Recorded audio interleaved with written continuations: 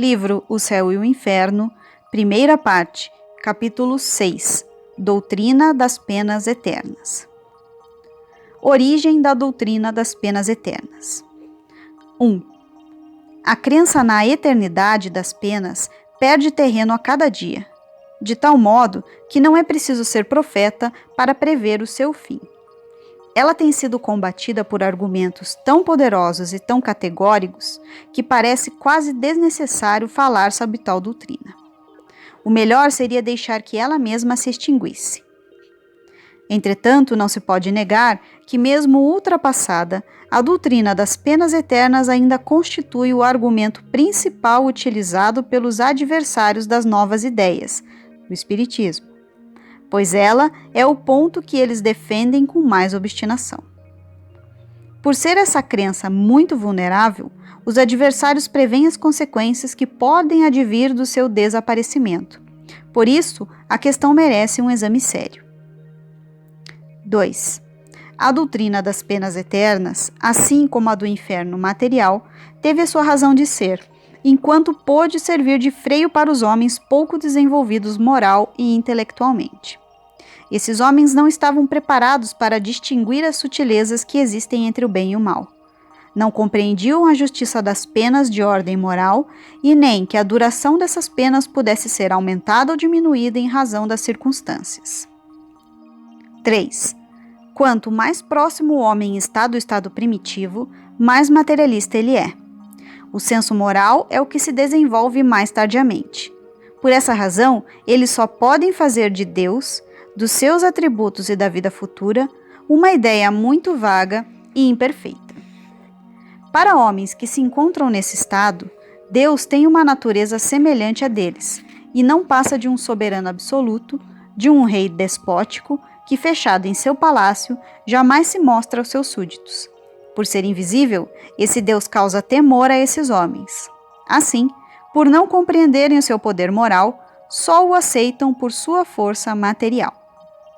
Esses homens primitivos somente entendem Deus como um raio na mão, entre tempestades de relâmpagos, semeando a destruição, a ruína e a desolação por onde passa, tal como fazem os guerreiros invencíveis. Um Deus manso e misericordioso não seria um Deus, mas um ser fraco a quem seria impossível obedecer. A vingança implacável, os castigos terríveis e eternos, nada tinham de incompatíveis com a ideia que esses homens faziam de Deus. Isso em nada lhes contrariava a razão. Deus, que lhes era superior, deveria ser ainda mais terrível que eles, que também eram implacáveis em seus combates, cruéis com seus inimigos e impiedosos com aqueles que venciam. Para homens assim, eram necessárias crenças religiosas compatíveis com a sua natureza ainda rústica. Uma religião exclusivamente espiritual, feita de amor e caridade, não poderia combinar com a brutalidade dos costumes e das paixões.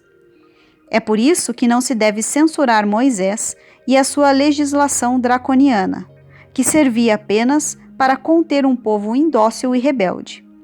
Também não se pode censurá-lo por ter feito de Deus a imagem de um ser vingativo. A época exigia que as coisas fossem assim. Jesus teria tido muita dificuldade para implantar a sua doce doutrina entre homens dessa espécie, e se tivesse tentado, certamente ela não teria logrado êxito. Observação: Drácon, legislador ateniense do século VII a.C., ficou famoso pela crueldade das suas leis. No Código de Drácon, a punição para o assassinato e para qualquer tipo de roubo era a mesma, ou seja, a morte. Essa severidade fez com que o adjetivo draconiano chegasse à posteridade como sinônimo de desumano, excessivamente rígido ou cruel. 4. À medida que o espírito foi se desenvolvendo, o véu material que lhe encobria o entendimento pouco a pouco foi se dissipando, e os homens se tornaram mais aptos para compreender as coisas espirituais. Mas isso só aconteceu de forma lenta e gradual. Quando Jesus veio, já pôde falar de um Deus bondoso, falar do seu reino, que não é deste mundo, e dizer aos homens: amem-se uns aos outros e façam o bem para aqueles que os odeiam. contrapondo-se aos que diziam os antigos: olho por olho, dente por dente. Ora, quais eram os homens que viviam no tempo de Jesus? Seriam almas novas, criadas para reencarnarem junto com o Mestre? Mas, se fosse assim, Deus teria criado almas mais adiantadas para reencarnarem com Jesus e almas menos adiantadas para reencarnarem no tempo de Moisés?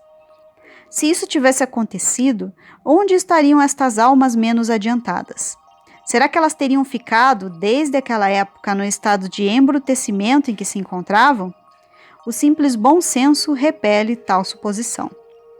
Não. Essas almas eram as mesmas que viveram sobre o império das leis de Moisés e que adquiriram, em várias existências sucessivas, desenvolvimento suficiente para compreender uma doutrina mais elevada. Hoje, elas estão ainda mais adiantadas e podem receber um ensinamento bem mais completo. 5. Apesar disso, o Cristo não pôde revelar aos seus contemporâneos todos os mistérios sobre o futuro. Ele mesmo disse: eu ainda teria muitas coisas a dizer se vocês pudessem compreender, e é por isso que eu falo por parábolas.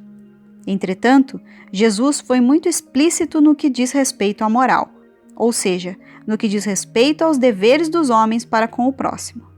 Ele sabia fazer-se compreender porque tocava na parte sensível, que eram os interesses materiais.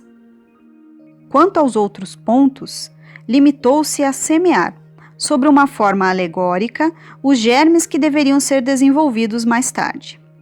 A doutrina das penas e recompensas futuras ficou entre essas questões a serem desenvolvidas mais adiante. Principalmente no que diz respeito às penas futuras, Jesus não poderia romper bruscamente com as ideias já existentes. A missão do Cristo já era muito grande, pois ele veio trazer aos homens novos deveres, ou melhor, substituir o ódio e a vingança pelo amor ao próximo e pela caridade. Substituir o egoísmo pelo devotamento. Além disso, não podia conscientemente enfraquecer a crença no castigo reservado aos que perturbavam a ordem, sem enfraquecer ao mesmo tempo a ideia que os homens deveriam ter sobre o seu dever. Se Jesus prometia o reino dos céus aos bons, é lógico que esse reino estaria interditado aos maus. Mas então, para onde iriam os maus? Era preciso uma compensação capaz de impressionar homens com uma inteligência rude e materialista para compreender a vida espiritual. Não podemos esquecer que Jesus se dirigia ao povo, ou seja, à parte menos esclarecida da sociedade, para a qual havia necessidade dele fazer imagens, de algum modo palpáveis, e não a de trazer ideias abstratas. Essa foi a razão porque o mestre não entrou em detalhes supérfluos a respeito dos destinos dos maus. Naquela época, bastava-lhe que o povo entendesse que para atos maus havia uma punição e que para atos bons havia uma recompensa. 6. Se Jesus ameaçou os culpados com o fogo eterno, também os ameaçou de serem lançados na Giena. Ora, mas o que era a Giena? Era um lugar nos arredores de Jerusalém, um lixão, onde se jogavam as imundícies da cidade. Seria possível tornar-se isso ao pé da letra? Essa era apenas uma das imagens fortes de linguagem que Jesus utilizava para impressionar as massas. O mesmo ocorria quando ele falava do fogo eterno. Se o pensamento do mestre fosse a favor do fogo eterno, ele estaria em contradição consigo mesmo ao exaltar a bondade e a misericórdia de Deus, porque bondade e impiedade são dois sentimentos opostos que se anulam. Seria um equívoco ver nas palavras de Jesus uma aprovação ao dogma das penas eternas, pois que todo o seu ensinamento vem proclamar a mansidão e a bondade do Criador. Na oração do Pai Nosso, Jesus nos ensina a dizer: perdoa, Senhor, as nossas faltas, assim como nós perdoamos aos nossos devedores. Se o culpado não pudesse esperar nenhum perdão, seria inútil pedi-lo. Mas existem condições para esse perdão? Seria uma graça? Seria um perdão puro e simples da pena em que se ocorreu? Não. A medida desse perdão está subordinada ao modo pelo qual perdoamos, ou seja, não seremos perdoados se por nosso lado não perdoarmos aos outros. Ao fazer do esquecimento das ofensas uma condição absoluta, Deus não poderia exigir que o homem fraco perdoasse as ofensas, se ele, o Todo-Poderoso, também não o fizesse. A oração do Pai Nosso é uma negação diária contra a possibilidade de Deus querer uma vingança eterna. 7. A ideia do fogo material não chocava aqueles homens que só possuíam uma noção confusa sobre a espiritualidade da alma, até porque essa ideia fazia parte da crença comum. Ela havia sido buscada no inferno dos povos pagãos e era aceita quase que universalmente. Do mesmo modo, a eternidade das penas também não assustava os homens submetidos por séculos à legislação do terrível Jeová. No pensamento de Jesus, o fogo eterno não passava de uma simples figura de linguagem. Pouco lhe importava que essa figura fosse tomada ao pé da letra, desde que servisse de freio às paixões humanas. Além disso, Jesus sabia muito bem que o tempo e o progresso se encarregariam de esclarecer o seu sentido alegórico. Daí a sua previsão de que o Espírito da Verdade viria esclarecer os homens sobre todas as coisas. A consequência essencial das penas eternas é a inutilidade do arrependimento. Ora, Jesus nunca disse que o arrependimento perante Deus fosse inútil. Ao contrário, sempre que teve oportunidade, ele mostrou um Deus bondoso, misericordioso, pronto a receber de volta aquele que errou. Deus só se mostrou inflexível para com o pecador obstinado. Mas ainda assim, se de um lado tinha o castigo, do outro tinha sempre o perdão, para o culpado que se mostrasse sinceramente arrependido e com o desejo de voltar ao Criador. Esta não é, por certo, a imagem de um Deus impiedoso. Também é preciso observar que Jesus nunca pronunciou contra quem quer que fosse, mesmo contra os maiores culpados, uma condenação sem perdão, ou melhor, eterna. Observação: Jeová, designação de Deus no Antigo Testamento, Deus dos Hebreus. 8. Todas as religiões primitivas, refletindo o caráter dos povos, tiveram deuses guerreiros que combatiam à frente dos exércitos. O Jeová dos Hebreus lhes fornecia todos os meios necessários para que eles exterminassem com os seus inimigos. Recompensava-os com a vitória ou punia-os com a derrota. A ideia que os homens faziam de Deus os levava a honrá-lo ou a acalmá-lo com o sangue de animais ou de criaturas humanas. Daí vêm os sacrifícios sangrentos que tiveram um papel tão importante em todas as religiões antigas. Os judeus já haviam abolido os sacrifícios humanos. Os cristãos, apesar dos ensinamentos do Cristo, por muito tempo julgaram honrar o Criador, torturando e mandando para as fogueiras milhares de pessoas, que eles chamavam de hereges. Esses procedimentos não deixavam de ser, sobre outra forma, verdadeiros sacrifícios humanos, uma vez que eram praticados para a maior glória de Deus e acompanhados de cerimônias religiosas. Ainda hoje os cristãos invocam o Deus dos exércitos antes do combate e o glorificam após a vitória, muitas vezes pelas causas mais injustas e anticristãs.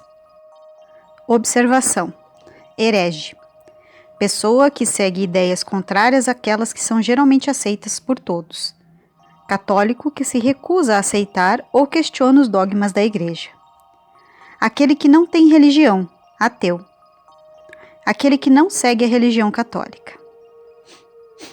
9. O homem é muito lento para se desfazer dos seus hábitos, dos seus preconceitos, das suas ideias primitivas. 40 séculos nos separam de Moisés, e a nossa geração cristã ainda conserva traços de antigos costumes bárbaros. Costumes esses que, se não são consagrados, são ao menos aprovados pela religião atual. Foi precisa a poderosa opinião daqueles que não são ortodoxos, dos que foram considerados hereges, para acabar com as fogueiras e fazer com que as pessoas compreendessem a verdadeira grandeza de Deus. Mas a ideia de um Deus cruel continua tão arraigada nos homens que, na falta das fogueiras, ainda prevalecem as perseguições materiais e morais. Será que o homem pode estranhar que o Deus que lhes apresentaram desde a infância, que se sente lisonjeado por atos bárbaros, possa ser contra as torturas eternas e ver sem piedade o sofrimento dos culpados? Sim, foram justamente os filósofos, os incrédulos, como querem alguns, que se escandalizaram vendo o nome de Deus sendo profanado por atos indignos da sua magnitude. Foram eles que mostraram aos homens um Deus na plenitude da sua grandeza, sem as paixões e as baixezas humanas atribuídas a eles por uma crença menos esclarecida. Neste ponto, a religião ganhou em dignidade aquilo que havia perdido em prestígio exterior. Porque, se ainda existem homens apegados tão somente às aparências, bem maior é o número dos que são sinceramente religiosos, pelo coração e pelos sentimentos. Mas, ao lado desses homens religiosos, existem muitos que, por não refletirem mais profundamente, foram levados a negar a providência. A religião, por não ter tido a sensibilidade de conciliar as crenças religiosas com o progresso da razão humana, levou muita gente ao deísmo, à incredulidade absoluta e ao panteísmo. Isto é, na falta de um Deus mais perfeito, o homem se faz Deus a si mesmo. Observações. Ortodoxo. Ver o significado no capítulo 4, o inferno. Descrição do inferno pagão, após o item 11. Deísmo. Ideia filosófica que admite a existência de Deus, mas nega a autoridade de qualquer igreja. Argumentos a favor das penas eternas. 10. Voltemos ao dogma das penas eternas. O principal argumento invocado em seu favor é o seguinte: não há dúvida entre os homens de que a gravidade da ofensa é proporcional à importância que o ofendido ocupa na sociedade. A ofensa que se comete contra um soberano, por exemplo, é mais grave do que aquela que se comete contra um cidadão comum, e é por isso que ela é punida com mais rigor. Deus, por ser infinito em tudo, é muito mais importante do que um soberano. Assim, a ofensa feita a ele também se torna infinita e merece um castigo da mesma natureza, ou seja, infinito, eterno. Contestação. Toda contestação é um raciocínio que deve ter o seu ponto de partida e uma base sobre a qual possa apoiar os seus argumentos. Encontramos esses argumentos nos próprios atributos de Deus. São eles: Deus é único, eterno, imutável, imaterial, onipotente, soberanamente justo e bom, infinito em todas as suas perfeições. É impossível imaginar Deus de outra maneira, porque sem o infinito de suas perfeições, poderíamos conceber outro ser que lhe fosse superior e possuindo as qualidades que lhe faltam. Para que ele seja o único acima de todos os seres, é preciso que ninguém possa superá-lo ou igualá-lo em nenhum aspecto. Portanto, é preciso que ele seja infinito em todos os sentidos. Os atributos de Deus, por serem infinitos, não podem aumentar nem diminuir, sem o que não seriam infinitos, e Deus não seria perfeito. Se tirássemos apenas uma mínima parcela de um só de seus atributos, não teríamos mais Deus, visto que seria possível a existência de um ser mais perfeito. O infinito de uma qualidade exclui a possibilidade de existir outra qualidade contrária que possa diminuí-la ou anulá-la. Um ser infinitamente bom não pode ter a menor parcela de maldade, assim como um ser infinitamente mau não pode ter a menor parcela de bondade. Da mesma forma, um objeto não pode ser totalmente negro se tiver a mais leve nuance de branco e vice-versa.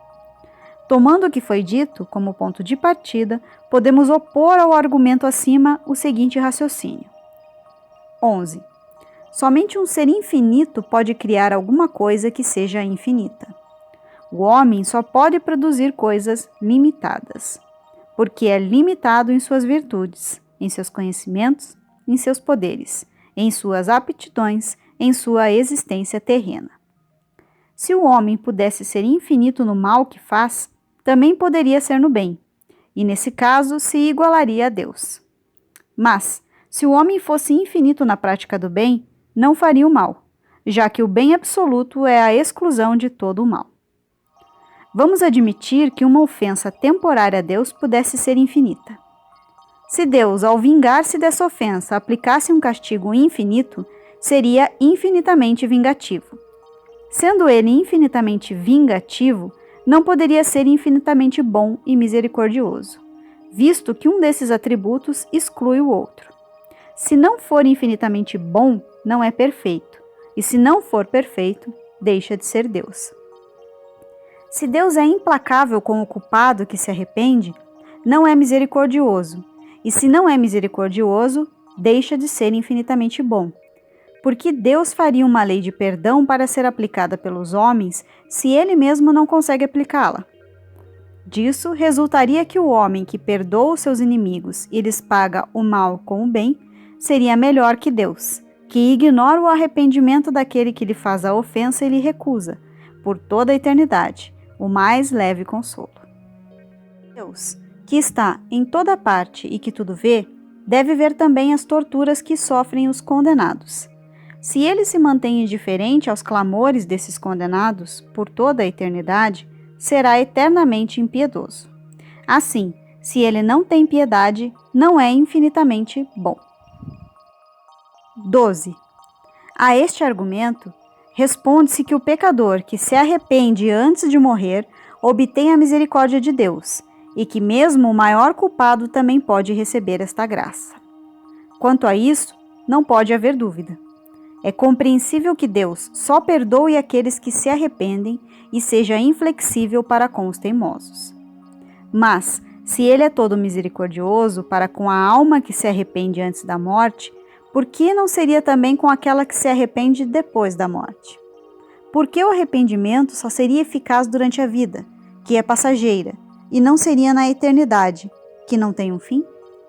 Se a bondade e a misericórdia de Deus estão restritas a um determinado tempo, elas não são infinitas, e ele não seria infinitamente bom. 13. Deus é soberanamente justo.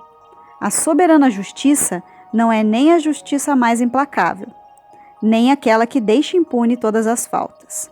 Ao contrário, ela leva em conta e com muito rigor o bem e o mal praticados, recompensando um e punindo o outro com perfeito equilíbrio de modo proporcional, sem jamais se enganar na sua aplicação. Se, por uma falta passageira que resulta quase sempre da natureza imperfeita do homem e muitas vezes do meio em que ele vive, a alma pode ser punida eternamente, sem esperança de perdão, não existe proporção entre a falta cometida e o castigo, e, portanto, também não existe justiça. Se o culpado se reconcilia com Deus, se ele se arrepende e pede para reparar o mal que fez, estará retornando ao bem, retornando aos bons sentimentos. Mas, se o castigo é definitivo, esse retorno ao bem é inútil, e se o bem não é levado em conta, não existe justiça. Entre os homens, o condenado que se corrige tem a sua pena amenizada e às vezes até perdoada. Neste caso, a justiça humana não seria mais imparcial que a justiça divina? Se a condenação é definitiva, o arrependimento é inútil. Se o culpado, apesar do seu retorno ao bem, nada de melhor tem a esperar, ele persiste no mal. Assim, Deus, além de condená-lo a sofrer eternamente, ainda faz com que ele permaneça no mal também eternamente. Nisso não há bondade e nem justiça.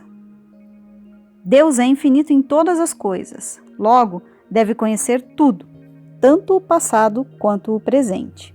Ele deve saber, no momento da criação de uma alma, se ela vai falir de maneira grave a ponto de ser condenada eternamente.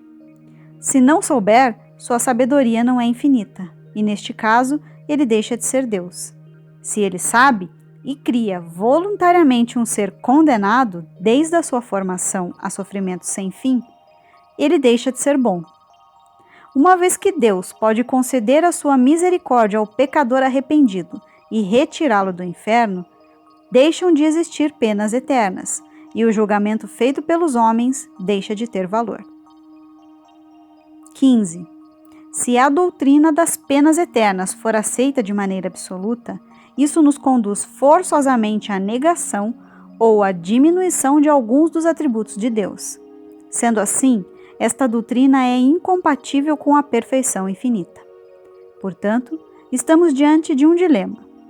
Ou Deus é perfeito e não existem penas eternas, ou existem penas eternas e Deus não é perfeito. 16. Também se utiliza, em favor do dogma das penas eternas, o seguinte argumento.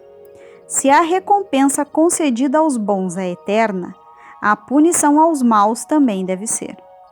É justo que exista uma proporção entre punição e recompensa. Contestação. Deus criou a alma para fazê-la feliz ou infeliz? É evidente que a felicidade da criatura deve ser o objetivo do Criador, pois, de outro modo, Deus não seria bom. A alma alcança a felicidade pelo seu próprio mérito.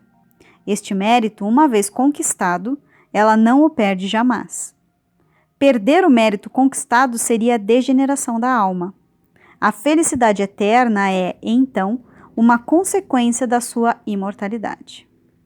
Mas, antes da alma chegar à perfeição, ela precisará lutar e vencer as suas más paixões. Deus não criou a alma perfeita, mas deu-lhe a capacidade de poder se aperfeiçoar, deixando com ela o mérito por suas próprias obras. Entretanto, apesar dessa condição de poder se aperfeiçoar, ela ainda pode falir. As quedas da alma são sempre uma consequência da sua fraqueza natural. Se a alma tivesse que ser punida eternamente, em virtude de uma queda, poderíamos perguntar: por que Deus não a criou mais forte? A punição que a alma sofre é uma advertência sobre o mal que praticou e tem por finalidade reconduzi-la a um bom caminho. Se a pena fosse eterna, o seu desejo de melhorar seria inútil e o objetivo da criação não seria alcançado, porque haveriam seres predestinados à felicidade e outros à infelicidade. Se uma alma culpada se arrepende, ela pode se tornar boa. Podendo tornar-se boa, ela pode aspirar à felicidade. Deus seria justo se lhe recusasse os meios para atingir esta felicidade? Sendo o bem o objetivo supremo da criação, a felicidade é o seu prêmio e deve ser eterno. Então, o castigo, que é um meio de se chegar ao bem, deve ser temporário. A mais simples noção de justiça, mesmo entre os homens, diz que não se pode castigar eternamente aquele que tem o desejo e a vontade de praticar o bem. 17. Um último argumento em favor das penas eternas é o seguinte: o medo de um castigo eterno é um freio. Se ele for eliminado, o homem, por não ter mais nada a temer, se entregaria a todos os tipos de excesso. Contestação. Esse raciocínio seria justo se, ao eliminarmos as penas eternas, retirássemos também toda e qualquer possibilidade de punir a alma. A felicidade ou a infelicidade da alma na vida futura é uma consequência rigorosa da justiça de Deus. Uma situação igual para o homem bom e para o homem mau seria a negação desta justiça.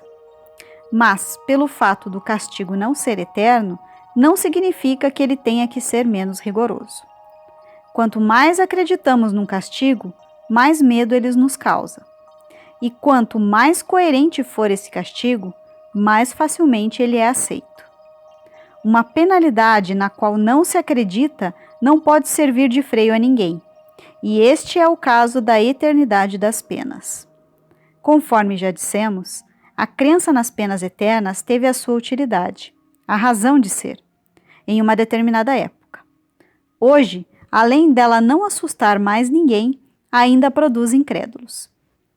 Antes de aceitar as penas eternas como uma necessidade, seria preciso demonstrar que elas são reais. Seria preciso, sobretudo, que se constatasse a sua eficácia junto àqueles que as defendem e que se esforçam para demonstrá-las. Infelizmente, entre aqueles que defendem as penas eternas, muitos provam, por seus atos, que não possuem medo delas. Se essa crença é impotente para reprimir o mal entre aqueles que dizem acreditar nelas, que domínio poderia exercer entre aqueles que não acreditam? Impossibilidade material das penas eternas. 18. O progresso da alma. Até aqui, só temos combatido a viabilidade do dogma das penas eternas através do raciocínio. Agora, vamos demonstrar que ele está em contradição com os fatos de caráter prático que temos observado e provar a sua impossibilidade. De acordo com esse dogma, o destino da alma após a morte é fixado de maneira definitiva. Assim, o seu progresso fica proibido para sempre. Ora, a alma progride ou não? Eis toda a questão. Se ela progride, a eternidade das penas é impossível. Será que é lícito duvidar do progresso da alma quando se vê a imensa variedade de aptidões morais e intelectuais existente entre os homens na Terra, desde o selvagem até o civilizado? Será que é lícito duvidar quando se vê a diferença apresentada por um mesmo povo de um século ao outro? Partindo do princípio de que não são as mesmas almas, então é preciso admitir que Deus criou almas em todos os graus de adiantamento, de acordo com os tempos e com os lugares, favorecendo umas e destinando outras à inferioridade eterna. Isso é incompatível com a sua justiça, que deve ser a mesma para todas as criaturas. 19. Os diferentes estágios da alma. É incontestável que a alma atrasada intelectual e moralmente, como a dos povos bárbaros, por exemplo, não pode ter a mesma felicidade, as mesmas aptidões para desfrutar dos esplendores do infinito, como tem a alma cujas faculdades estão mais desenvolvidas. Se essas almas atrasadas não progridem, elas não podem, mesmo nas condições mais favoráveis, desfrutar da eternidade senão de uma felicidade muito limitada. Para estar de acordo com a rigorosa justiça, é preciso compreender que as almas mais adiantadas são as mesmas que antes se apresentavam como atrasadas e que depois evoluíram. Aqui nos deparamos com a questão da pluralidade das existências, ou melhor, das sucessivas reencarnações, que é o único meio coerente para resolver essa dificuldade. Mas, ainda assim, vamos deixar de lado as sucessivas reencarnações e considerar a alma sobre o ponto de vista de uma única existência. 20. A alma vivendo uma única existência. Vamos imaginar um rapaz de 20 anos, como tantos que existem, ignorante, entregue aos instintos inferiores, negando a existência da sua própria alma, negando a existência de Deus, desordeiro e cometendo toda espécie de maldade. Entretanto, colocado num meio favorável, ele trabalha e se instrui, corrige-se pouco a pouco e, por fim, transforma-se numa criatura crente e piedosa. Não é esse um exemplo palpável do progresso da alma durante a vida? Exemplo que se reproduz todos os dias? Esse homem morre numa idade avançada, como um santo, e certamente a sua salvação está assegurada. Mas qual teria sido seu destino se um acidente o tivesse levado à morte 40 ou 50 anos antes? Naquela época, ele estava nas condições ideais para ser condenado, e se o fosse, todo o progresso lhe seria impossível. Eis, segundo a doutrina das penas eternas, um homem que foi salvo apenas pela circunstância de ter tido uma vida longa, mas que poderia ter sido interrompida bem mais cedo por um acidente qualquer.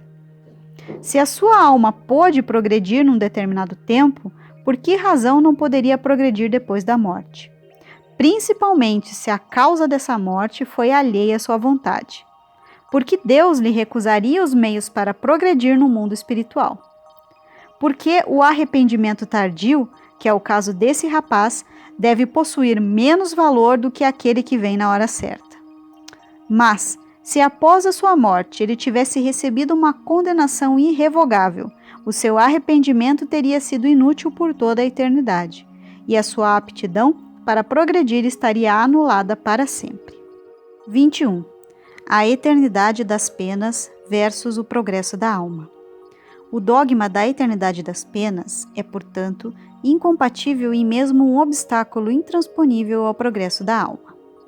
A eternidade das penas e o progresso das almas são dois princípios que se anulam mutuamente, ou seja, se um existe, o outro forçosamente não pode existir. Então, qual dos dois princípios existe de fato? A lei do progresso é evidente. Ela não é uma teoria, mas um fato confirmado pela experiência. É uma lei da natureza, lei divina, que não cai em desuso. Assim, se a lei do progresso existe e não pode conviver com o princípio da eternidade das penas, é porque esse princípio não existe. Se o dogma das penas eternas fosse verdadeiro, Santo Agostinho, São Paulo e tantos outros jamais teriam visto o céu, se tivessem morrido antes do progresso que os conduziu à conversão. A este último argumento, muitos entendem que a conversão desses santos não foi resultado do progresso de suas almas, mas da graça que lhes foi concedida e pela qual se sentiram tocados. Entretanto, isto é apenas um jogo de palavras. Se esses santos praticaram o mal e depois o bem, é porque melhoraram, logo progrediram. Porque Deus, por meio de um favor especial, lhes teria concedido a graça de se corrigirem. Porque concedeu a eles e não aos outros. Voltamos à doutrina dos privilégios, sempre ela, incompatível com a justiça de Deus e com o amor que ele dispensa a todas as suas criaturas. De acordo com a doutrina espírita, com as palavras do Evangelho, com a lógica e com a mais rigorosa justiça, o homem é o resultado de suas obras. Explicando melhor, ele é o resultado de todas as encarnações que já teve até a vida atual. Deste modo, ele nada deve ao favoritismo. Deus o recompensa pelos esforços que faz e o castiga pela sua negligência. Este castigo dura pelo período que ele persistir em ser negligente. A doutrina das penas eternas teve o seu tempo. 22. A crença na eternidade das penas prevaleceu como um temor necessário, até que os homens pudessem compreender a importância da força moral. Esse processo pode ser comparado à infância, quando as crianças são controladas, por algum tempo pela ameaça de seres imaginários com os quais são intimidadas. Mas, quando as crianças crescem e passam a raciocinar, perdem o medo dessas histórias que lhes eram contadas, porque percebem que elas não são verdadeiras. Assim, é um absurdo querer governá-las utilizando os mesmos métodos. Se aqueles que são responsáveis pela educação dessas crianças e insistem em dizer que essas fábulas são verdadeiras e que devem ser seguidas ao pé da letra, por certo, perderão a confiança delas. O mesmo acontece hoje com a humanidade, que está saindo da infância e perdendo a necessidade de ser conduzida em seus primeiros passos. O homem não é mais aquele instrumento passivo que se curvava diante da força material, nem a criatura crédula de antes, que aceitava tudo de olhos fechados. 23. A crença é um ato de entendimento e por isso mesmo não pode ser imposta. Se durante um certo período da evolução da humanidade o dogma das penas eternas se manteve inofensivo e até mesmo foi benéfico, chegou o momento em que ele se torna perigoso. Desde que esse dogma é imposto como verdade absoluta, quando a própria razão o repele, duas coisas podem acontecer. Ou o homem que deseja acreditar procura uma crença mais de acordo com a razão e se afasta da que estão querendo lhe impor, ou passa a não acreditar em mais nada. Aquele que estudar de modo imparcial sobre as penas eternas, verá que em nossos dias esse dogma tem feito mais ateus e materialistas do que todos os filósofos juntos. As ideias seguem um curso contínuo e progressivo, e não se pode querer governar os homens desviando-se desse curso. Pretender contê-los, fazer com que eles retrocedam, ou simplesmente fazer com que parem onde estão, enquanto esse curso avança, seria o mesmo que condená-los. Seguir ou deixar de seguir essa evolução é uma questão de vida ou de morte, tanto para as religiões quanto para os governos. Essa decisão é um bem ou é um mal? Para aqueles que vivem no passado, certamente é um mal, porque eles veem esse passado se aniquilar. Entretanto, para aqueles que vivem com os olhos voltados para o futuro, deixar que essas ideias sigam um curso contínuo e progressivo é cumprir a lei do progresso, que é uma lei de Deus. É inútil querer opor qualquer resistência contra as leis de Deus. É impossível lutar contra a sua vontade. Então, Por que querer sustentar a todo curso uma crença que caiu em desuso e que definitivamente traz mais danos do que benefícios à religião? É triste dizer, mas nesse caso uma questão material se sobrepõe à questão religiosa. A crença na eternidade das penas tem sido largamente explorada pela ideia de que com dinheiro se abrem as portas do céu e se fecham as do inferno. As quantias arrecadadas por intermédio dessa ideia, outrora e ainda hoje, são incalculáveis. É o imposto adiantado que se paga pelo medo das penas eternas. Sendo esse imposto opcional, o dinheiro arrecadado é proporcional à crença que as pessoas têm. Se a crença deixar de existir, a arrecadação termina. A criança entrega de boa vontade o seu pedaço de bolo a quem lhe promete afugentar o lobisomem. Mas, se a criança não acredita mais em lobisomem, ela guardará o bolo. 24. A nova revelação, o Espiritismo, dando noções mais sensatas sobre a vida futura e mostrando que cada um de nós pode alcançar a salvação pelas próprias obras, deve encontrar uma grande oposição. Esta oposição é tanto mais forte quanto mais ela puder estancar uma fonte fabulosa de receita. É sempre assim quando uma nova descoberta ou invenção muda os costumes instalados e pré-estabelecidos. Aqueles que vivem à custa dos antigos e rendosos costumes sempre os defendem, nunca deixando de lhes enaltecer a superioridade e a excelência, ao mesmo tempo em que procuram desacreditar os novos, normalmente mais econômicos. Será que a imprensa, que trouxe inúmeros benefícios à humanidade, poderia ser aclamada e bem recebida pela numerosa classe dos copistas? Não, por certo eles a detestavam. O mesmo aconteceu com o invento das máquinas, com as estradas de ferro e com as centenas de outras coisas. Aos olhos dos incrédulos, o dogma das penas eternas é uma questão fútil da qual se riem. Para os filósofos, esse dogma tem importância quando analisado pelo seu aspecto social, em função dos abusos que têm sido praticados em seu nome. O homem verdadeiramente religioso tem interesse em destruir esses abusos, assim como as suas causas, em benefício da própria dignidade da religião. Observação: copista. Eram aqueles que, antes da invenção da imprensa, tipografia, copiavam os manuscritos. Ezequiel contra a eternidade das penas e o pecado original. 25. Muitos pretendem encontrar na Bíblia a justificativa para o dogma das penas eternas.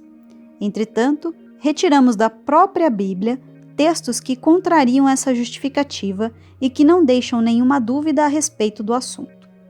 As palavras do profeta Ezequiel a seguir são a mais explícita negação, não somente das penas eternas, mas também da possibilidade de o pecado cometido pelo pai recair sobre toda a sua descendência.